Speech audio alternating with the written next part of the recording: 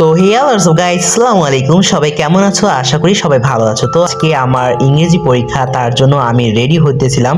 তো এখন আমি গোসল করে এসেছি, আর তোমরা দেখতে থাকো পুরো শর্টটা। আর জানো গাইস, আজকে আমার ইংরেজি পরীক্ষা, আর ইংরেজি পরীক্ষার প্রস্তুতি আমি কিছুই নেই নাই, মানে নিয়েছি, অল্প অল্প নিয়েছি।